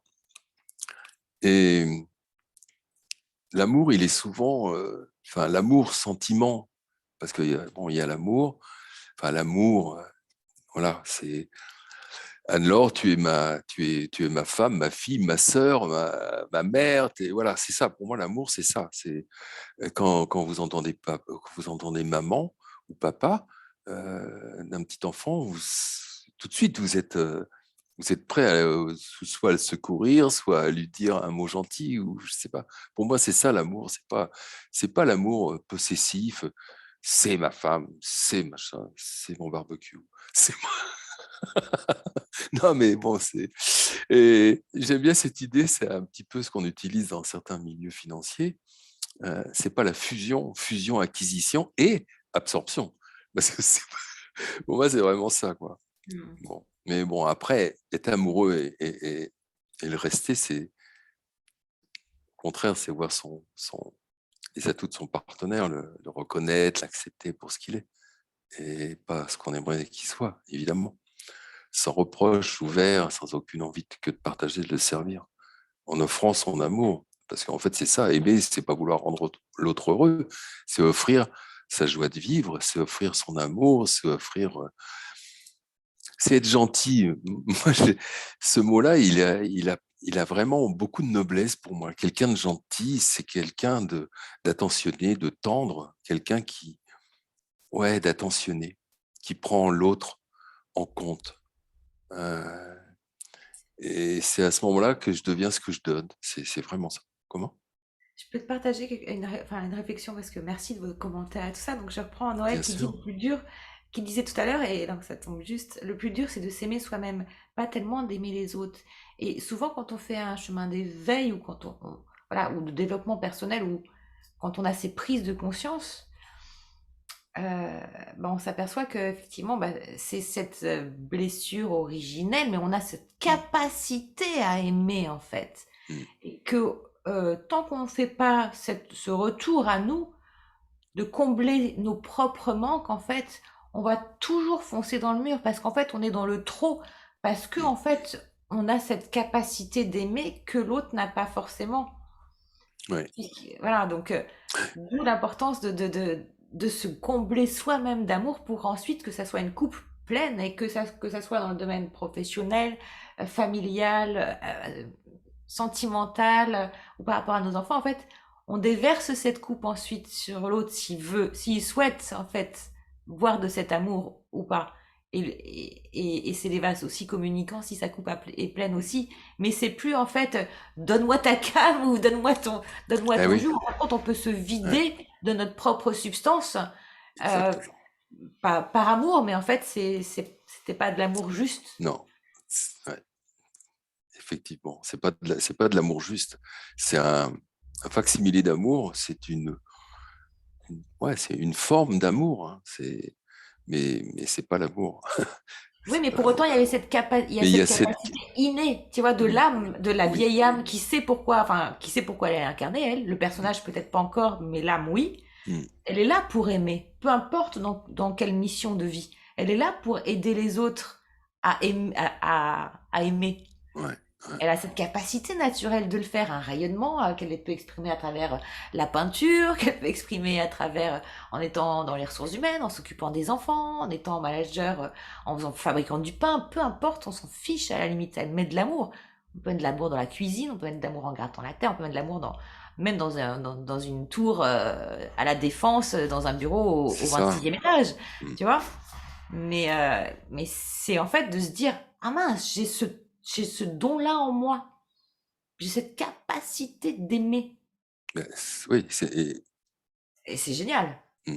Et là, en fait, il y a plus de peur en fait quand tu comprends ça. C'est notre part, on va dire, c'est notre part divine. Mm. C'est, je dirais, c'est l'amour, voilà. Je dirais on se rapproche le plus possible de l'amour inconditionnel avec nos enfants. Mm. Parce que quoi qu'il arrive, quoi qu'ils fassent, on les aimera toujours. Donc, et encore, bon, l'amour inconditionnel, c'est quand on part là-haut et qu'on revient, et là, voilà. L'amour agapé, mais non, on est là pour L'amour agapé, l'amour agapé. Non, mais voilà, moi qui ai vécu une expérience de mort provisoire, une MDE, ah oui, rien à voir, hein. Alors ici, on a encore t'as du job, hein. Moi, t'as pas envie de je travaille descendre. encore. Ouais, ouais. T'as pas envie de redescendre, c'est clair. Parce que ici, tout est fade, tout est terne, c'est tellement lourd, c'est vraiment des fréquences de fou, quoi. Mais bon, c'était pas le moment, apparemment. Sans ça, on serait pas ensemble ce soir.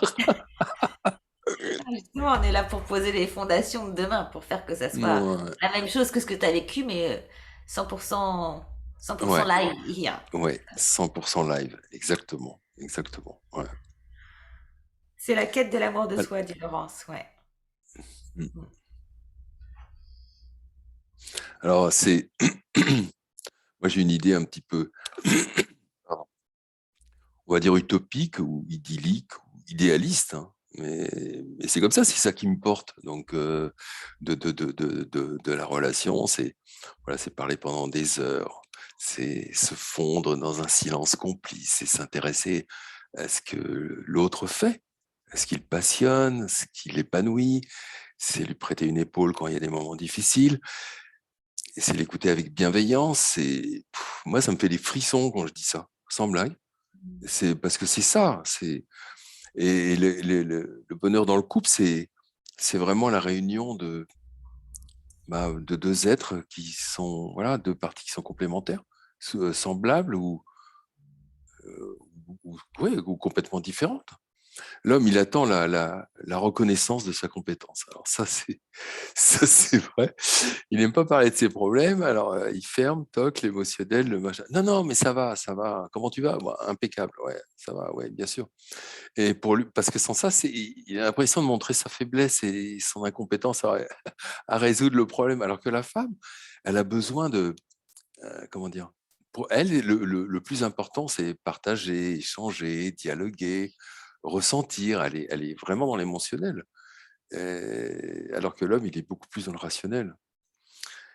Les femmes ont besoin d'attention, de compréhension et d'entendre surtout, d'entendre qu'on les aime. Et ouais, c'est vachement important.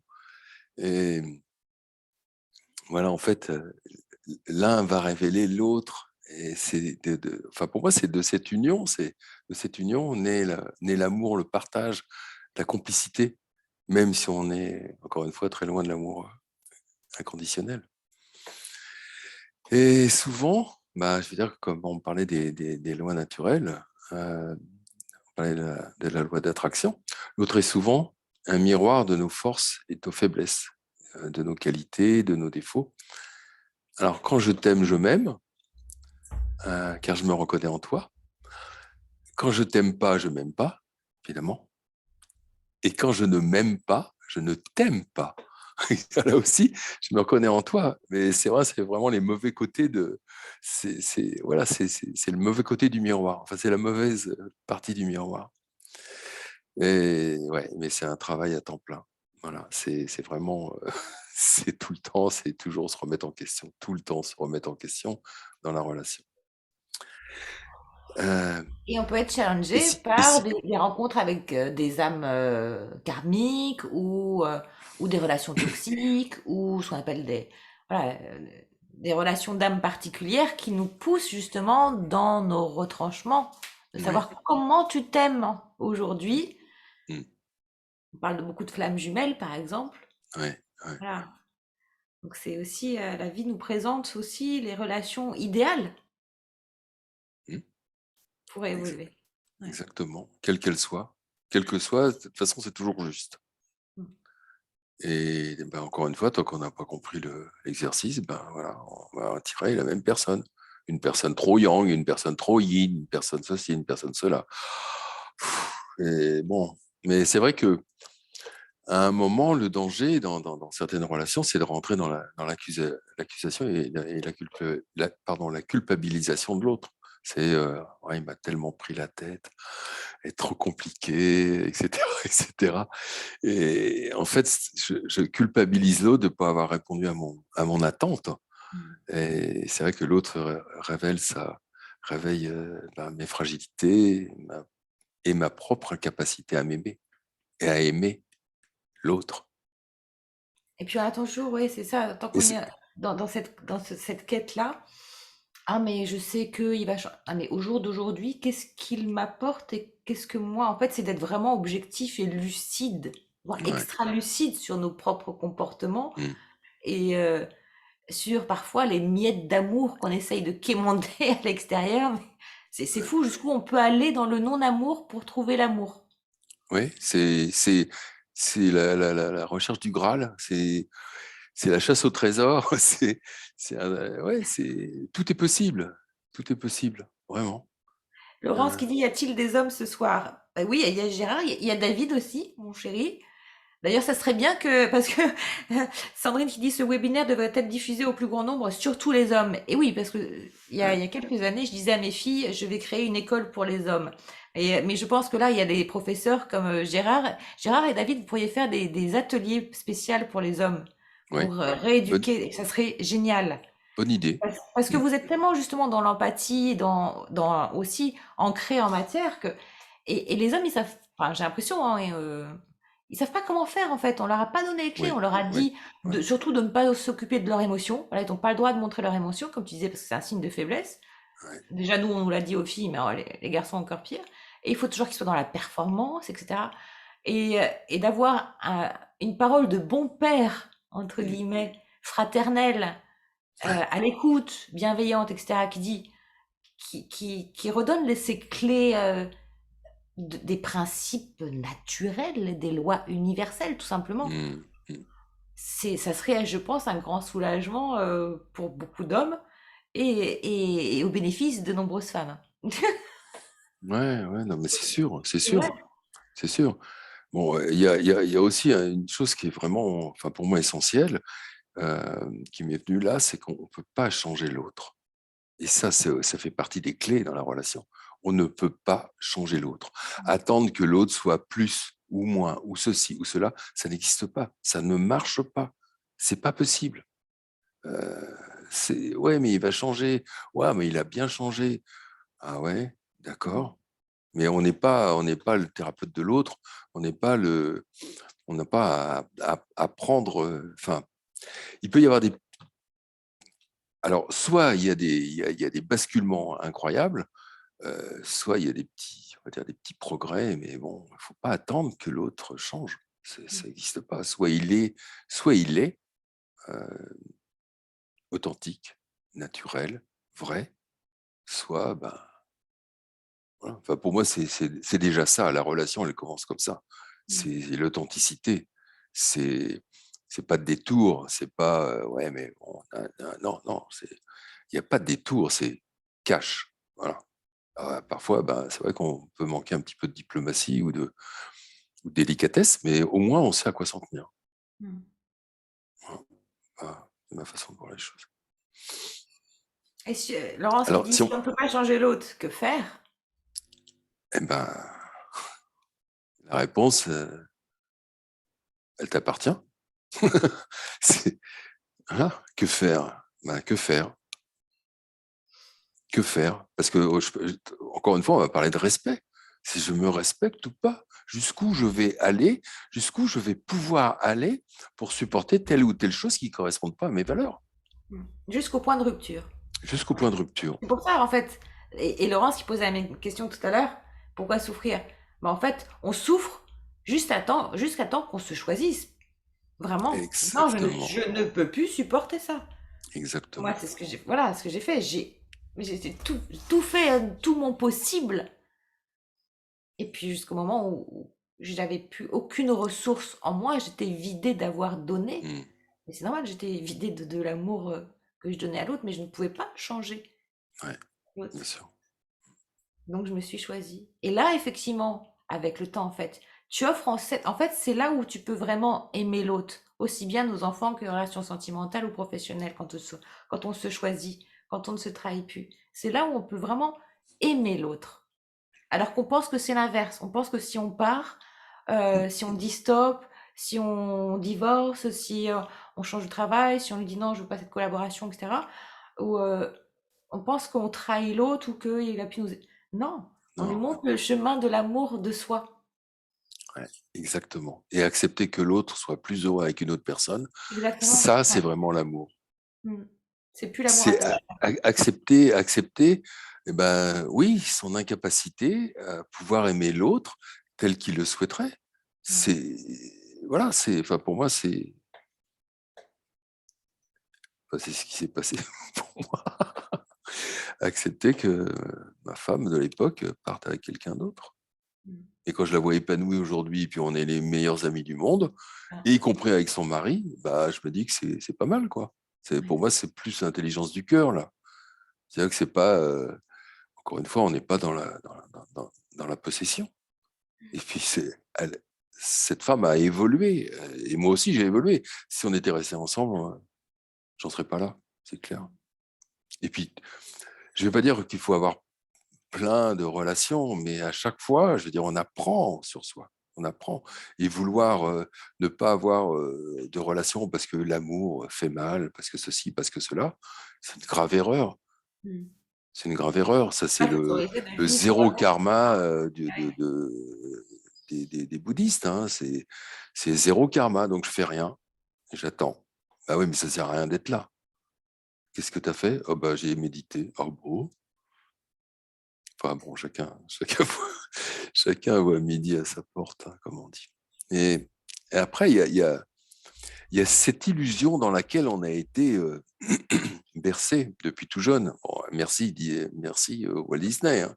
C'est-à-dire que voilà, c'est le prince et la princesse, mais le problème, c'est qu'ils sont juste beau le temps de la séduction.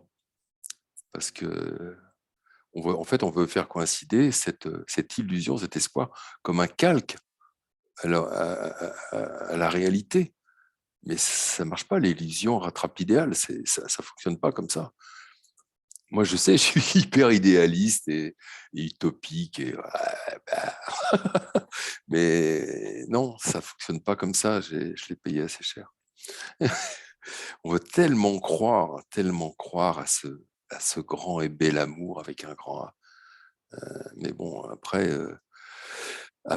c'est le calque, quand il a bougé par rapport à cette réalité, euh, bah, l'effet miroir, on le retrouve avec tous ces mauvais aspects, parce que c'est trop difficile à supporter.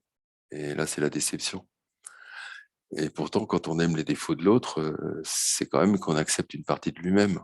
Bon, accepter les cas extrêmes, comme tu évoquais tout à l'heure, que tu évoquais tout à l'heure, avec les relations toxiques. Bon, là, on est dans un autre domaine, hein, évidemment. Et elles nous amènent à aimer inconditionnellement. Et elles peuvent être toxiques pendant un temps, voire même on peut les qualifier de perverses, etc. Mais justement, le but étant de les pacifier Mmh, et de sortir de ce triangle de Cartman où on dit que ouais, l'autre est le bourreau finalement. mmh, mmh, Puisqu'en fin de compte, quand on le pacifie, on se réunit. Tout ça, c'est un jeu d'âme, comme tu disais tout à l'heure. ouais, ouais, Ah, il y a les âmes qui vont nous faire évoluer avec facilité, amicale, on mmh, va dire. mmh, Et puis les âmes qui vont nous challenger, mais c'est pas pour ça qu'on les aime pas. C'est aussi pour ça qu'on est attiré, même vibratoirement, par ces personnes-là. Parce que d'un point de vue de l'âme, on s'aime inconditionnellement. On vit déjà cet amour. mmh, Mais il est souffrant sur Terre parce qu'on a besoin de le faire évoluer. ouais, mais oui, mais oui. Ce qui est génial, c'est quand on arrive justement à le pacifier par cette transformation sur Terre et que d'une relation dite perverse ou voilà ou, conflictuelle, etc. dans le temps, avec beaucoup de travail effectivement personnel, individuel. Encore une fois, on ne peut pas changer l'autre. C'est notre Mm. propre transformation qui fait que l'autre va par effet, comme le film, hein, par effet E- miroir, en fait. Exactement. Ouais. On va changer le scénario. Mm. Mais oui. Et aussi, dans cette relation sentimentale, il y a toujours la recherche de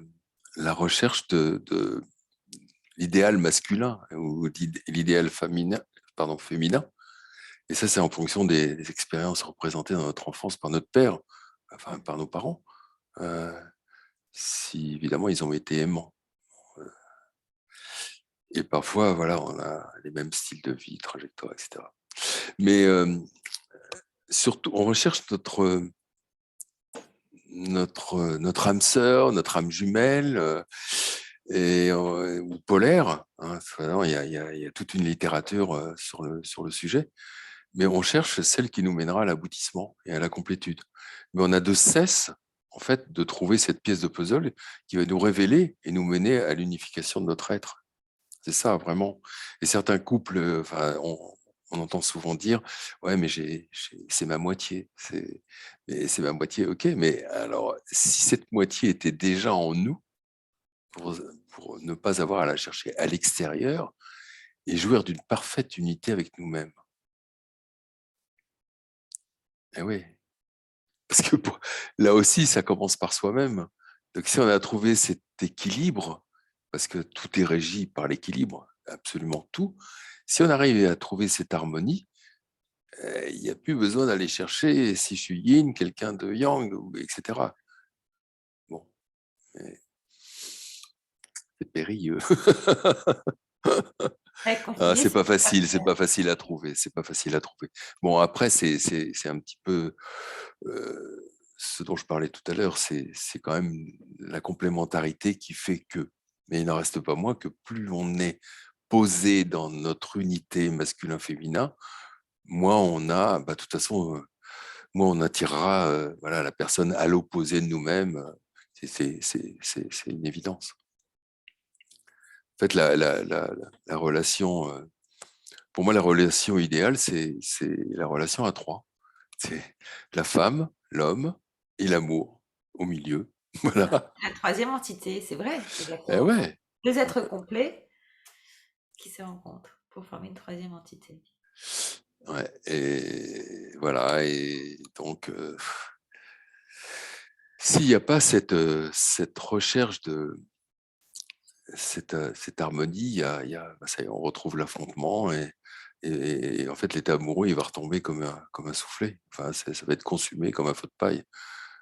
D'ailleurs, dans l'expression tomber amoureux, l'idée de chute est bien, est bien exprimée quand même. Et alors, je voudrais démystifier un petit peu ce côté amoureux, parce qu'il y a l'état amoureux et il y a aimer. Enfin, pour moi, c'est pas tout à fait la même chose. L'état amoureux mène à, bah, c'est pas ouais, c'est le début, enfin, c'est l'attraction, ça peut être l'attirance physique, et là, ça va mener à une relation. Mais je veux dire, pour démystifier ce transport, on va dire, ce transport émotionnel, il y a le cool foot qui s'explique bah, d'une façon beaucoup moins poétique, avec la sécrétion des hormones, euh, hormones de la famille des amphétamines, dont j'ai oublié le nom parce que c'est beaucoup trop compliqué, c'est PEA. Mais bon. Euh, et en fait, elle agit comme une drogue. Enfin, on a besoin de voir l'être aimé, de le contempler, de la téléphone, les SMS, les machins, etc., etc. Et donc, il y a l'adrénaline pour l'état amoureux, la dopamine pour le plaisir et les phéromones pardon, pour l'attirance sexuelle. Voilà. Et bon, c'est un peu moins poétique. Voilà, ça nous fait submerger, sauf que souvent, ça immerge notre conscience.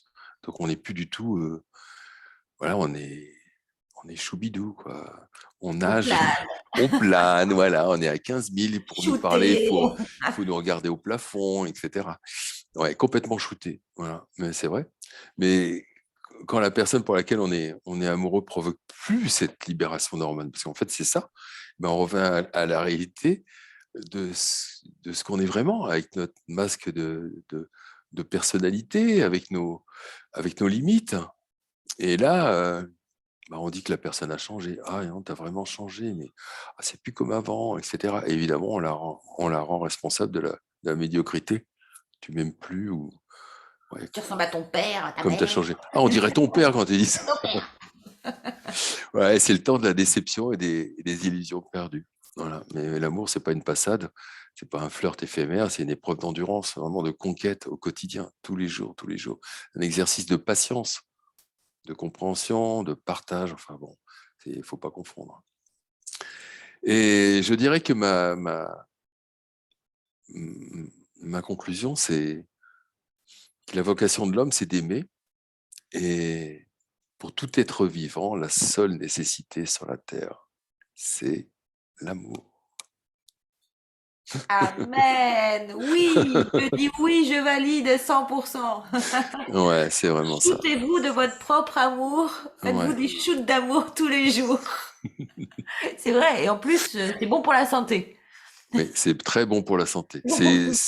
C'est comme faire l'amour, c'est un exercice qui est tellement merveilleux, qui met dans. Il y a tout, il y a absolument tout. Il y a l'instant présent, il y a la déconnexion du mental, il y a la circulation de l'énergie, la circulation sanguine, la circulation lymphatique. C'est le bonheur. Voilà, voilà. Et c'est gratuit en plus. Oh, merveilleux. Oui, c'est vrai.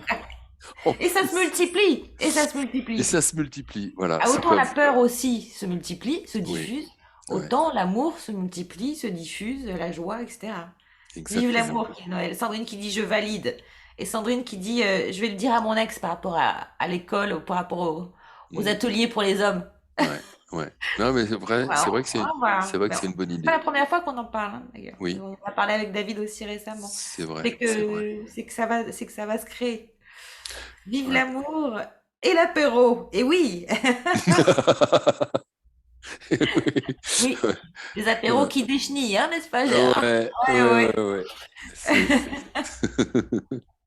Ah, merci, merci Ouais, à vous de cette belle énergie d'amour et de toutes vos interactions. Merci ouais. bien sûr à toi, Gérard. Ah, mais ça a Ah, été vraiment un réel plaisir. Vraiment, ouais, j'ai adoré. Ouais, c'est très voilà, agréable, c'est très chouette. merci voilà, de tout ce que tu nous as transmis. N'hésitez pas aussi bah, à partager. Je vais mettre aussi la vidéo, bah, elle reste dans le groupe Les Rendez-vous Agapé. Je vais la mettre aussi sur la chaîne YouTube Web TV Agapé. Et n'hésitez pas à la partager à toutes celles et ceux qui ont des peurs et qui manquent d'amour. Voilà, parce qu'encore une fois, on est là aussi pour le semer, ces graines d'amour, Mm. auprès de toutes celles et ceux que la vie et que l'univers nous envoient.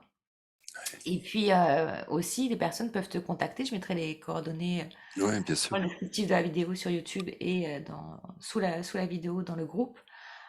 Soit que ça soit en séance individuelle, en coaching, et puis Mm. aussi pour pouvoir se procurer ton livre, si j'avais su tout ça à 20 ans, à Ouais, l'offrir à vraiment à tous ceux que vous aimez, petits, moyens et grands, et ouais, surtout à le lire aussi pour vous, mais aussi à l'offrir. ouais, Parce c'est que tout public. c'est d'une grande, oui, c'est tout public, c'est d'une Ouais, grande valeur pour vous-même et pour les autres. Voilà, en tout cas, je vous merci. remercie beaucoup. Je vous fais des gros bisous. Ina qui nous dit merci, bisous. Ina, j'avais pas vu, je te fais de gros bisous. Bisous à vous tous. Ouais, merci à toutes, à tous. Voilà, Ouais, c'était voilà, un super temps voilà, pour terminer ce dimanche des rameaux. Et je vous souhaite une très belle semaine.